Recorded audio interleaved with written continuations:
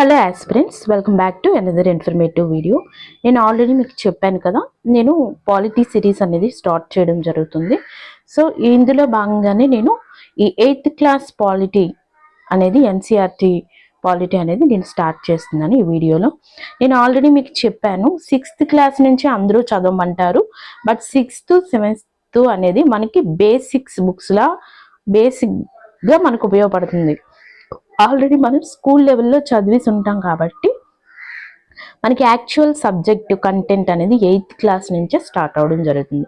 So నేను 8th class నుంచి మీకు ప్రతి లెసన్ ఎక్స్ప్లెయిన్ చేయడం జరుగుతుంది. పాలిటీ అయినా at the same time economy, history, geography ఇవన్నీ కూడా నేను మీకు తెలుగులో ఈజీగా ఎలా గుర్తుపెట్టుకోవాలి, మన ఎగ్జామ్ పర్స్పెక్టివ్లో ఇటు క్వశ్చన్స్ అనేవి ఏ విధంగా మనకి అడిగే అవకాశం ఉంది, వీటి నుంచి మనం ఏం తెలుసుకోవాలనేది ప్రతిదీ కూడా నేను మీకు ఎక్స్ప్లెయిన్ చేస్తాను. సో ప్రతి ఒక్కరూ వీడియో స్టార్ట్ చేసే ముందు ఛానల్ని సబ్స్క్రైబ్ చేసుకోండి, లైక్ చేయండి, ఎక్కువ మందికి షేర్ చేయండి. ఎందుకంటే తెలుగు మీడియంలో ప్రిపేర్ అవుతున్న అభ్యర్థులకి ఎన్సీఆర్టీస్ చదవడం అనేది కొంచెం టఫ్గా ఉంటుంది కాబట్టి ఎవరైనా చెప్తే ఈజీగా అర్థమవుతుంది. సో వీలైతే షేర్ చేయండి. అయితే 8th క్లాస్ పాలిటీకి సంబంధించి మనకి ఫస్ట్ చాప్టర్ ఏముంది, మనకి ఫస్ట్ చాప్టర్గా మనకి ఈ ద ఇండియన్ కాన్స్టిట్యూషన్ అనేది ఇవ్వడం జరిగింది. మనం గుర్తుపెట్టుకోవాలి, మనం చదువుతున్నది ఎన్సీఆర్టీ బుక్స్ అనేవి స్కూల్ లెవెల్ బుక్స్. అంటే స్కూల్ లెవెల్లో పిల్లలకి అర్థమయ్యే విధంగా ప్రతి చాప్టరు మనకి డిజైన్ చేయడం జరుగుతుంది. కాబట్టి మనకి ఇక్కడ కొన్ని ఎగ్జాంపుల్స్తో ఈజీగా మన బ్రెయిన్లోకి ఎలా పెట్టుకోవాలనేది ఎన్సీఆర్టీ వాళ్ళు చాలా చక్కగా మనకి చెప్పారు. కాబట్టి మనం ఆ విధంగానే చదువుదాం. వాళ్ళు ఏ విధంగా అయితే ఇచ్చారో ఆ విధంగానే మనం నేర్చుకోవడానికి, గుర్తుపెట్టుకోవడానికి ట్రై చేద్దాం. ఫస్ట్ ఈ ఇంట్రొడక్షన్లో ఏమి ఇచ్చారు అంటే, మనకి ఇంట్రొడక్షన్లో ఒక గేమ్ గురించి చెప్తున్నారు. ఆ గేమ్ ఏంటి? Football game. ఈ ఫుట్బాల్ గేమ్కి సంబంధించి ఈ గేమ్లో ఉన్నటువంటి రూల్స్, రెగ్యులేషన్స్, మనకి ఈ గేమ్లో ఉన్నటువంటి రూల్స్ అండ్ రెగ్యులేషన్స్, ఎలా ఆడాలి, రూల్స్ ఎలా మేక్ చేయడం జరిగింది, ఈ రూల్స్ని వైలేట్ చేస్తే ఏ విధంగా వాళ్ళ గేమ్ అనేది ఓవర్ చేస్తారు, ఈ గేమ్ని ఏ విధంగా అయిపోతుంది, ఎలా అవుట్ అవుతారు, ఇవన్నీ కూడా ఈ గేమ్ యొక్క రూల్స్ అండ్ రెగ్యులేషన్స్, నీతి నియమాలు అంటారు కదా, ఇవన్నీ కూడా మనకి ఈ ఇంట్రొడక్షన్లో ఇవ్వడం జరిగింది. ఫుట్బాల్ గేమ్ ఆడే ప్లేయర్స్ ఆ రూల్స్ అండ్ రెగ్యులేషన్స్ని ఏ విధంగా ఫాలో అవ్వాలి అనేది. సో అదే విధంగా ఒక ఫుట్బాల్కి ఇన్ని రూల్స్ అండ్ రెగ్యులేషన్స్ ఉంటే, మన ఇండియాలో ఒక కంట్రీలో ఎంతో మంది ప్రజలు ఉంటారు, చాలా మంది ప్రజలు ఉంటారు. సో వాళ్ళందరినీ ఒక ఈక్వల్, ఒకే విధంగా ఒకే త్రాటిపై నడిపించాలంటే మనకి రూల్స్ అండ్ రెగ్యులేషన్స్ అనేవి అన్నీ కూడా వీళ్ళందరూ కింద ఉండే వాళ్ళందరూ ఆ రూల్స్ అండ్ రెగ్యులేషన్స్ని పాటించే విధంగా ఉండాలి. కాబట్టి వీటన్నిటికి సంబంధించి ఒక బుక్ అనేది మన ఇండియాలో రాయడం జరిగింది. దానిని మనం కాన్స్టిట్యూషన్గా చెప్పవచ్చు. ఆ బుక్ని కాన్స్టిట్యూషన్గా చెప్తారు. అయితే ఈ రూల్స్ అండ్ రెగ్యులేషన్స్కి సంబంధించి ఏంటి, మనం ఎందుకు పాటించాలి, మనకి కాన్స్టిట్యూషన్ అనేది అవసరమా, అవసరమైతే ఎందుకు అవసరం, మనం ఇవన్నీ లేకపోతే మన డైలీ యాక్టివిటీస్, రోజువారీ పనులు, సామాజిక పనులు ఇవన్నీ కూడా మనకి సక్రమంగా జరగవా, మన లైఫ్ స్టైల్ బాగుంటుంది బాగోదా అనేది మనం తెలుసుకోవాలి. సో ఫర్దర్గా ఈ లెసన్లో అదే మనకి చెప్పబోతున్నారు. Very important. కాన్స్టిట్యూషన్ని డ్రాఫ్ట్ చేయాలనే ఆలోచన వచ్చినప్పుడు మనకి 1934లో మనకి అప్పటి నేషనల్ కాంగ్రెస్కి ఈ కాన్స్టిట్యూషన్ అసెంబ్లీ డ్రాఫ్ట్ అంటే ఒకటి ఉండాలి మన ఇండియాకి అని ఒక ఆలోచన వచ్చింది. దాన్ని వీళ్ళు డిమాండ్ చేశారు, బ్రిటిష్ ప్రభుత్వానికి డిమాండ్ చేయడం జరిగింది, ఒక కాన్స్టిట్యూషన్ అసెంబ్లీ ఉంటే బాగుంటుంది అని. సో అప్పుడు అది మనకి అమలు చేయడం జరగలేదు.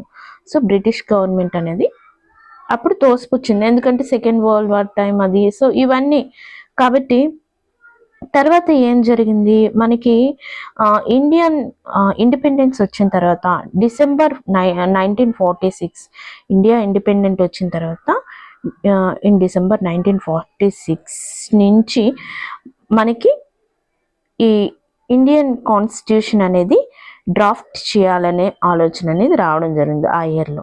So between the December 1946 and November 1949 అంటే 2 years, మ్యాక్సిమం 2 years మనకి ఈ కాన్స్టిట్యూషన్ అసెంబ్లీ అనేది డ్రాఫ్ట్ చేయడం జరిగింది. వెరీ ఇంపార్టెంట్, ఎగ్జామ్లో వస్తుంది.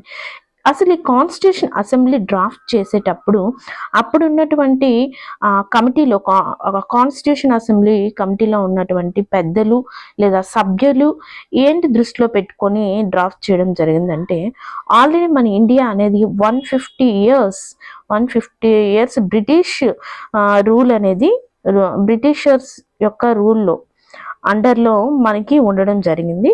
తర్వాత మనకి ఇండిపెండెన్స్ వచ్చిన తర్వాత అటువంటి పరిస్థితులు మళ్ళా తలెత్తకుండా, at the same time British rule తర్వాత మన ఫ్యూచర్లో మన సామాజిక పరిస్థితులను దృష్టిలో పెట్టుకొని ఫ్యూచర్లో ఎటువంటి గొడవలు అవి రాకుండా ఈ కాన్స్టిట్యూషన్ అసెంబ్లీ అనేది డ్రాఫ్ట్ చేయడం జరిగింది. వెరీ ఇంపార్టెంట్, గుర్తుపెట్టుకోవాలి. నెక్స్ట్, ప్రస్తుతం ఉన్న రోజుల్లో మోస్ట్ కంట్రీస్లో మనకి కాన్స్టిట్యూషన్ అనేది ఉంది, కొన్ని కంట్రీస్లో లేదు. బట్ డెమోక్రటిక్ కంట్రీకి కాన్స్టిట్యూషన్ అనేది వెరీ ఇంపార్టెంట్, గుర్తుపెట్టుకోవాలి.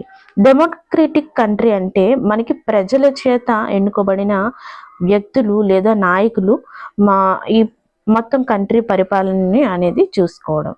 సో దాన్ని మనకి డెమోక్రటిక్ కంట్రీగా మనం చెప్పవచ్చు. నెక్స్ట్, అయితే ఈ కాన్స్టిట్యూషన్ అనేది ఏం తెలియజేస్తుంది అంటే, మనకి సమాజంలో ఉండే చాలా రకాలైనటువంటి రిలీజియన్స్ అండ్ వ్యక్తులు, ఇంకా డిఫరెంట్ కమ్యూనిటీస్, వీళ్ళందరూ కలిపి ఒకే త్రాటిపై ఎలా నివసించాలి, మనం జాతీయవాదాన్ని అందరూ ఎలా అలవర్చుకోవాలి అంటే, డిఫరెంట్ కమ్యూనిటీస్ రిలీజియన్స్ ఉన్న అందరం భారతీయులమనే రిలీజియన్స్ కాన్సెప్ట్ లేకుండా జాతీయవాదాన్ని ఎలా అలవర్చుకోవాలనేది. నెక్స్ట్, ఫండమెంటల్ రైట్స్ ఏంటి, మన సొసైటీ యొక్క ఫండమెంటల్ నేచర్ ఏంటి, ఇవన్నీ కూడా మనం ఈ కాన్స్టిట్యూషన్ని లో తెలుసుకోవచ్చు. Very important. కాన్స్టిట్యూషన్లో ఉండే rules and regulations and constitution మనకి వచ్చే హక్కులు అండ్ విధులు అండ్ ప్రిన్సిపల్స్, ఇవన్నీ కూడా మనకి ఈ సమాజంలో జీవించడానికి ఉపయోగపడతాయి. Very important. కాన్స్టిట్యూషన్ అనేది లేకపోతే ఒక కంట్రీలో ఏ విధంగా ఉంటుంది అనేది మనం ఎగ్జాంపుల్గా మనం నేపాల్, మన పొరుగు దేశం అయినటువంటి నేపాల్ని తీసుకోవచ్చు. దీంట్లో ఫస్ట్ స్టార్టింగ్లో మనకి మొనార్చీ అంటే మనకి రాజు అనేవాడు అధికారికంగా హెడ్గా ఉండేవాడు. సో మొనార్చీ అనేది ఉండేది. అప్పుడు మనకి 1990లో మన ప్రపంచం అనేది డెమోక్రటిక్ కంట్రీస్గా అంటే ప్రజాస్వామ్యం వైపు పరిగెడుతుంటే, మన కంట్రీ ఎందుకు ఇలా ఉండాలని రాజే కాన్స్టిట్యూషనల్ మార్పులు అవన్నీ తేవడం జరిగింది. కానీ అవన్నీ రాజు యొక్క అండర్లోనే జరగడం జరిగింది. అంటే రాజే ప్రధానంగా హెడ్, కొన్ని మార్పులు చేయడం జరిగింది. కానీ నేపాల్ ప్రజలు అనేవాళ్ళు దాన్ని సక్రమంగా తీసుకోలేదు. ఎందుకు అంటే కొన్ని రూల్స్ అండ్ రెగ్యులేషన్స్ అనేవి రాజుని హైలైట్ చేసే విధంగా ఉన్నాయి కాబట్టి అక్కడ అల్లర్లు అవి అన్నీ జరగడం జరుగుతుంది. మీరు గమనించండి, ఏదైనా కంట్రీలో ఏమైనా ప్రజలకు నచ్చకపోతే ఇలా నిరసనలు వ్యక్తం చేస్తుంటారు. సో అవన్నీ జరగడం జరిగింది. నెక్స్ట్, ఇక్కడ నేపాల్కి మనకి కాన్స్టిట్యూషన్ అనేది మళ్ళీ ఎప్పుడు మార్చారు అంటే 2006లో మనకి మార్చడం జరిగింది. ఫైనల్గా కాన్స్టిట్యూషన్ అనేది ఏర్పాటు చేయడం జరిగింది. కింగ్ యొక్క రూల్స్ అనేవి పోయి డెమోక్రటిక్ కంట్రీగా ఏర్పాటు అవ్వడం జరిగింది. వెరీ ఇంపార్టెంట్, గుర్తుపెట్టుకోవాలి.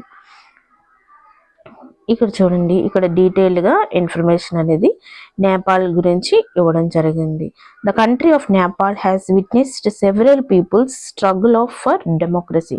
చాలా మంది పీపుల్ డెమోక్రసీ కోసం ఫైట్ చేయడం జరిగింది. 1990లో ఎస్టాబ్లిష్ చేశారు డెమోక్రసీ. 12 years until 2002 వరకు కింగ్ అనేవాడే తన అండర్లోనే ఇవన్నీ ఉండడం జరిగింది. ఫైనల్గా 2006లో మనకి న్యూ కాన్స్టిట్యూషన్ అనేది డ్రాఫ్ట్ చేసుకోవడం జరిగింది. ఇది మనం ఆల్రెడీ చెప్పాం కాబట్టి ఇవన్నీ ఉంటాయి. నెక్స్ట్ మనం తెలుసుకోవాల్సింది ఏంటి, ఇదంతా అదే మనకి కాన్స్టిట్యూషన్కి సంబంధించిన.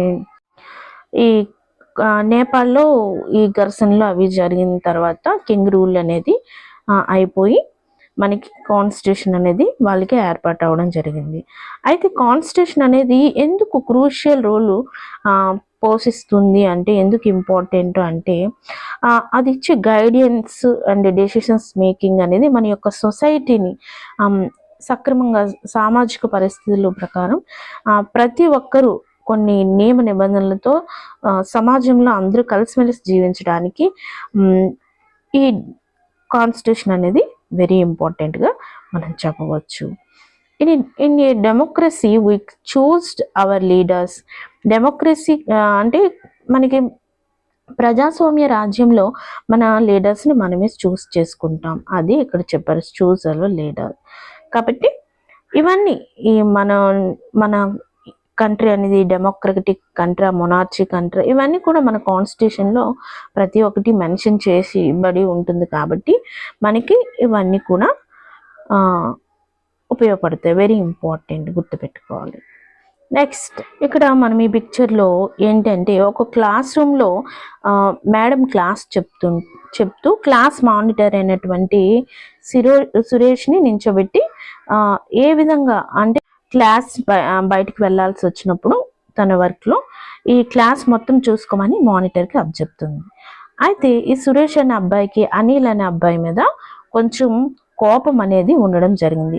కాబట్టి చూసారా, అనిల్ తను వర్క్ చేసుకుంటున్నా సరే తిను కావాలని మేడం వచ్చేటప్పుడు అనిల్ని బ్లేమ్ చేస్తుంది. మేడం అనిల్ అనేవాడు క్లాస్లు డిస్టర్బ్ చేస్తూ లౌడ్గా అరుస్తున్నాడని. సో అనిల్కి మేడం అనేవాళ్ళు పనిష్మెంట్ ఇస్తారు. బట్ అనిల్ అనేవాడు మాట వినరు. ఈ సురేష్ అనే మానిటర్ యొక్క మాట మాత్రమే వింటారు. సో ఇక్కడ మనం ఏం నేర్చుకోవాలి అంటే, మనకి కాన్స్టిట్యూషన్ లేకపోతే ఎవరు ఏది చెప్తే అదే రూల్స్గా ఉంటాయి. అంటే నోరున్నవాడిదే రాజ్యంలా. అంటే ఎవరైనా ఎదుటి వాళ్ళని ఈజీగా ఏదైనా అనేసి ఈజీగా తప్పించుకోవచ్చు. అదే మనకి కాన్స్టిట్యూషన్ ఉందనుకో, ఇప్పుడు మేడం ఏం చెప్పాలి, ఇప్పుడు క్లాస్ని మానిటరింగ్ చేయమని చెప్పాలి. యాజ్ వెల్ యాజ్ తను తప్పు చేస్తే ఎదుటి వాళ్ళు చెప్పే మాటను కూడా మేడం వినాలి. సో ఇవన్నీ కూడా ఒక బుక్లో ఉంటే, ఆ కాన్స్టిట్యూషన్ అనే బుక్లో ఉంటే, ఇక్కడ అంటే ఒక తప్పు చేస్తే ఇలాంటి శిక్షలు ఉంటాయి. అంటే తప్పు వీడైనా చేయొచ్చు, క్లాస్లో ఉన్న మిగతా పిల్లలైనా చేయొచ్చు. సో ఎవరు ఏ తప్పు చేసినా శిక్షలు అనేవి అందరికీ ఈక్వల్గా ఉంటాయి అనేవి మనకి తెలిస్తే ఎవరు తప్పు చేయకుండా ఎవరి పని వాళ్ళు సక్రమంగా చేస్తారు. సో అదే ఇక్కడ చెప్పబడింది. సో కాన్స్టిట్యూషన్ అనేది ఎందుకు ఇంపార్టెంట్ అంటే, ఎవరు పని వాళ్ళు సక్రమంగా చేయడానికి రూల్స్ అండ్ రెగ్యులేషన్స్ ఏ విధంగా ఉంటాయి, అలాగే పనిష్మెంట్స్ అనేవి కాన్స్టిట్యూషన్లో ఏ విధంగా ఉంటాయి, ఇవన్నీ కూడా మనకు ఉంటాయి. ఫండమెంటల్ రైట్స్, ఒక కంట్రీలో మనం ఎటువంటి రైట్స్ని మనం పొందుతాం అనే ఉంటాయి. యాజ్ వెల్ యాజ్ డ్యూటీస్, మన యొక్క డ్యూటీస్ ఏంటి, మన కంట్రీకి మనం ఏ విధంగా సర్వ్ చేయాలి, ఇవన్నీ కూడా మనకి ఈ కాన్స్టిట్యూషన్ అనే బుక్లో క్లియర్గా మనకి ఇవ్వడం జరుగుతుంది. వెరీ ఇంపార్టెంట్, గుర్తుపెట్టుకోవాలి. మనకి ఇండియన్ కాన్స్టిట్యూషన్లో ఇక్కడ మెయిన్ గుర్తుపెట్టుకోవాల్సింది ఏంటంటే, మనకి ప్రతి పర్సన్కి లేదా ఆల్ పర్సన్స్కి మనకి ఈక్వల్ రైట్స్ అనేవి ఉంటాయి. All persons